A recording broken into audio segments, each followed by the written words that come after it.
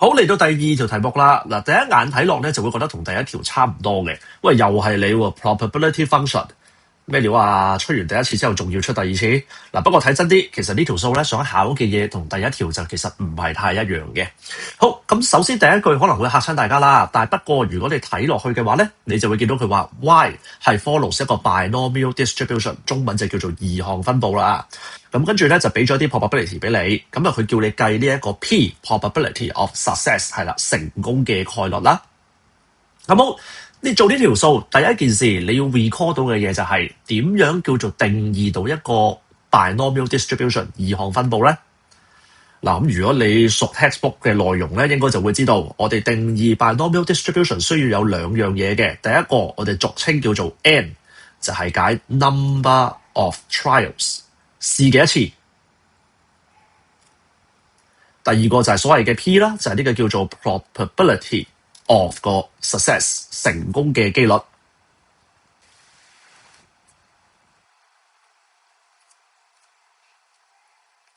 或者我用個比喻啦，假設啦，一個星期有7日啦，咁每一日咧都有2成嘅機會落雨嘅。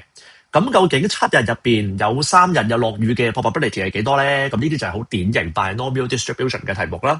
咁其實個定義呢一個 binomial distribution 咪就係用個 number of trial 7日同埋 success 嘅 probability 咯。我定義落雨為之 success 啦，咁0.2就係個所謂嘅 P 啦。好，咁所以咧呢條數就咁叫你計個 P 咧，其實某程度上提咗你，其實個 N 咧係本身應該要揾得到嘅嘢嚟嘅。咁你冇理由一條 equation 有2個 unknown 㗎，你 solve 唔到㗎嘛？佢淨係俾咗一個資訊俾你啫。咁個 N 喺邊度抄出嚟咧？呢個時候你就要睇翻第一句嘢啦。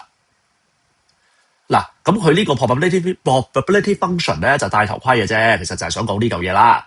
咁重點嚟啦，就係個 y 嘅值啊，取值咧個 values of y 咧，可以係0、1、2、3。嗱，其實有少少陰毒嘅，我相信佢出嗰陣咧係刻意咁樣做嘅。就係咩咧？應該會有唔少人咧見到有4個數喺度，咁就覺得咁個 number of trial 咪一定係4咯，我數到4個數喺度啊嘛。但係其實你諗深一層，呢件事唔係咁 make sense 嘅。你諗清楚呢度個0、1、2、3代表啲咩先？其實應該係代表緊 success 嘅次數啊嘛。好，我喺呢度寫低佢，係叫做 number of success。成功嘅次數，喂，成功嘅次數分別可以係0、1、2、3次，咁即係代表啲咩啊？佢淨係試咗3次咯。個 number of trial 喺呢個 case 其實係等於3，唔係4。即係譬如話啱啱用翻呢個例子啦，一個星期有7日，咁落雨最多嘅日數咪就係7日咯，係嘛？咁但係如果我睇可能性嘅話，由0數到7咧，係有8個可能喺度嘅噃，但係唔代表個 number of trial 係8嘅，咁大家要分清楚呢樣嘢嚇。所以呢度 number of trial 係3，n 係3嚟嘅。好，跟住再睇翻佢俾啲咩資訊俾你啦。probability of y 等於0，y 等於0即係咩意思 ？y 等於0即係講緊0個 success。咁即係話全部都係叫做 fail 啦，即係我個人習慣咧就中意用 tick 係當 success 交叉就當 fail 嘅。咁所以0個 tick 咧就即係話3次嘅 number of trial 入邊全交叉。全交叉嘅 probability 係0.027，好，咁於是我哋可以列到條式啦。交叉嘅 probability 應該就係1減咗 tick 嘅 probability， 所以係1減 P 啦。然後佢3次方咗之後就要等於0.027。咁啊寫得出呢一行，我相信讀得 M1 嘅計個 P 出嚟當食生菜㗎啦。要搣甩個3次方，咁你咪飛個 cube root 過去咁樣啦。於是咧就會知道1減 P 咧就應該會等於0.3。所以 P 咧就會等於0.7，咁啊搞掂個 part A 噶啦。好，分數分佈嚟講咧，我哋睇睇 marking 咯噃。首先你會見到呢度有一 M 嘅，咁但係根據我手頭上啲叫做買卷翻嚟嘅 sample 咧，呢一分咧應該改得比較手緊嘅，要睇得到3先俾嘅，即係唔係求其亂咁寫啲嘢就俾分嘅。如果咁樣寫嘅話咧，係冇分嘅。嗱，一陣間再俾啲 sample 俾大家睇睇啊。咁啊計到個答案就1分咁樣啦。好。跟住睇表現咯，呢一 part 咧2分嘅題目其實係唔夠1分嘅，咁即係話咧我合理懷疑啦，多過一半嘅考生咧，其實係根本成條數做唔到，好大機會係當咗 N 係4，一陣間我哋睇 report 都會睇到嘅。好，先睇啲 sample 先。嗱，咁呢個咧就係最完美嘅答案啦。咁啊，佢寫埋第一句添，咁啊更加睇得出佢 concept 係完全冇問題啦。好，咁所以呢個咧就應該係 full mark 嘅 sample 嚟嘅，佢係2分嘅。好，到下邊呢一個，嗱，你睇清楚，下邊呢一個咧其實有少少問題噶。個問題喺邊啊？個問題喺呢度咯。其實佢寫呢個位咧係穿咗煲噶，係話咗俾人哋聽，佢以為 N 係4嘅。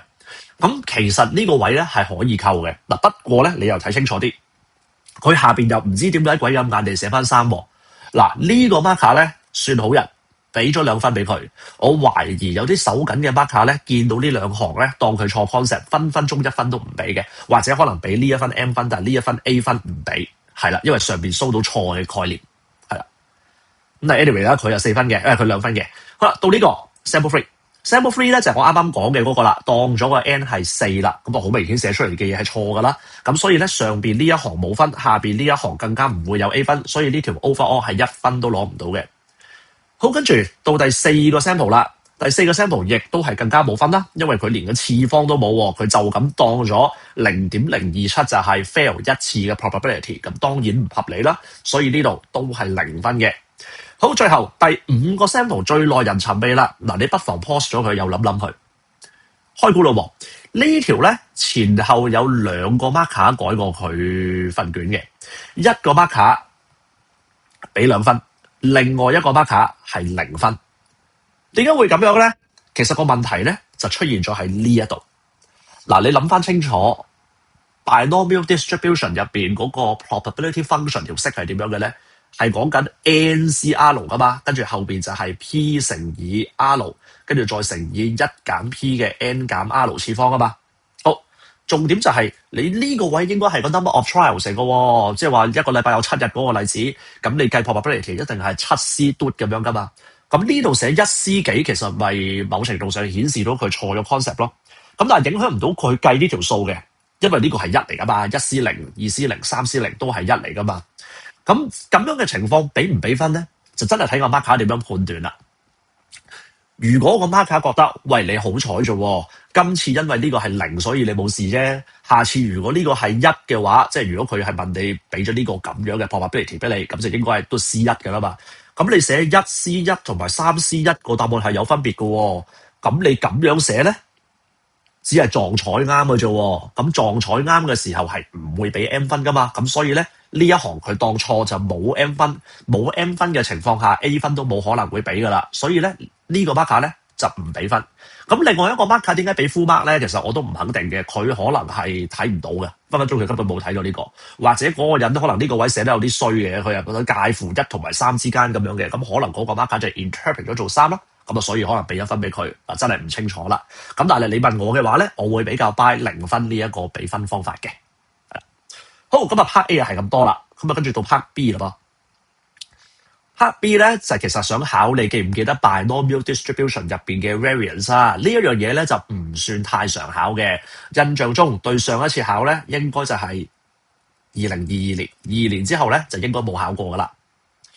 好，咁其實咧話就話計你會叫你計 variance of 3y 減1啫。咁但係其實首先咧，佢第一步想考你嘅嘢咧，就係你知唔知道呢嚿嘢其實就係叫做9乘以 variance of y 啦。呢個都好 standard 嘅嘢，我相信讀得 M1 一定識噶啦。爭在你有冇寫出嚟咁解嘅啫。跟住第二啦，就睇下你記唔記得 binomial distribution 嘅 variance 應該點樣揾啦。咁啊又係背書嘅時候嘅啫。呢個就叫做 NP 乘以1減 P。P 就係 probability of success 啦，咁所以咧呢個就會叫做3乘以我哋啱啱 A part 嘅答案應該就係0.7嚟嘅，再乘以1減0.7，然後撳機就撳到5.67做完。咁呢3分係幾好執嘅，如果你記得啱個 part A 同埋背得啱啲 formula 嘅話，係幾好執嘅嚇。好，跟住啦，又睇睇 marking 啦噃。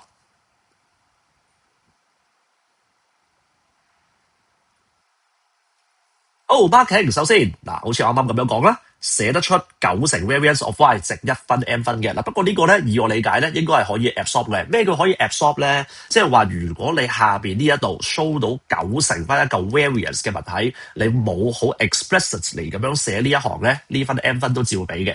咁第二分 m 分咧就當然課你背唔背到 np 乘1減 p 嗰條式啦。咁但係記住有一啲嘢係要濕落去嘅。即係你唔好就咁亂咁背條 np 乘1減 p 就覺得有分，係冇嘅。M1 嘅世界呢啲 formula 一定要有 proper 嘅 substitution 代到啲嘢入去，先至會有 M 分嘅。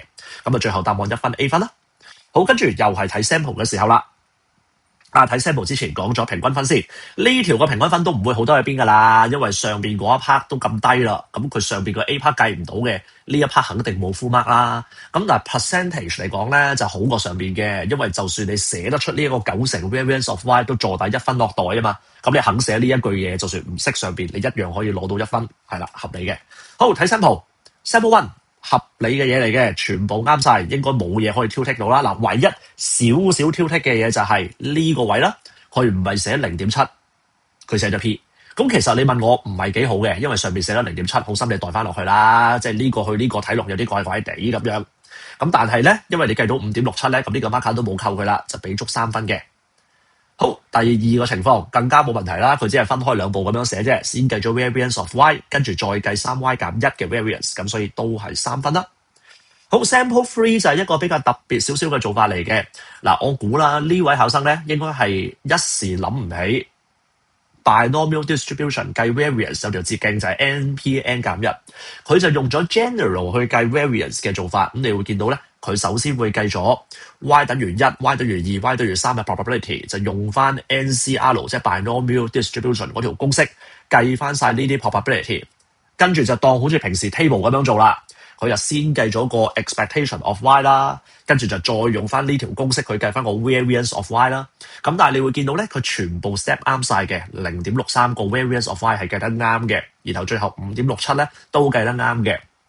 即係佢用咗一個 alternative 嘅方法，但係 show 出嚟嘅 concept 係完全正確，亦都冇錯漏嘅。咁所以咧3分都俾得足嘅。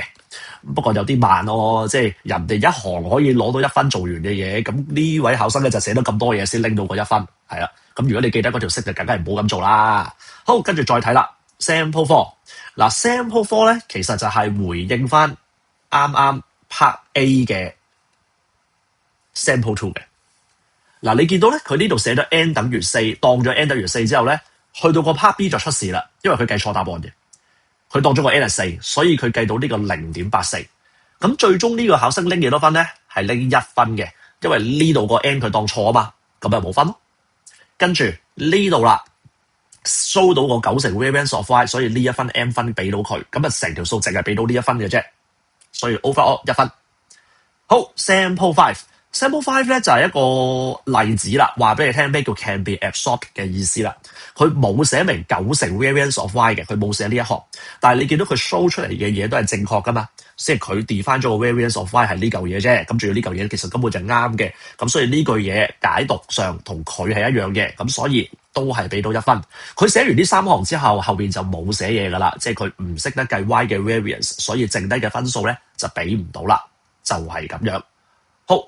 好啦，咁啊係得呢幾個 sample 同大家分享嘅啫。好，最後同大家睇埋呢一年嘅官方嘅 report 啦。嗰個 PowerPoint 我就唔開啦，因為其實同呢度就一樣嘅啫，今次就冇分別。咁你會見到啦 ，Part A 預咗噶啦，有人當咗1減 P 嘅4次方，當咗 n 係4啦，然後 B part 都係一樣，所以咧其實成條數攞唔到分嘅最基本嘅原因咧，最底層嘅原因咧就係因為當咗 n 係4。係啦，如果佢唔係寫得咁陰濕嘅話咧，呢條應該做得好好多嘅。咁呢個都係今年嘅 M1 卷嘅 trend 啦。正如我好似片頭都有講嘅，即係introduction 嗰條片，就係話今年有好多嘅 parameter 都係要你用 soft equation 嘅形式去計。咁你一 soft 錯咧，就一定跌好多分㗎啦，就係咁樣啦。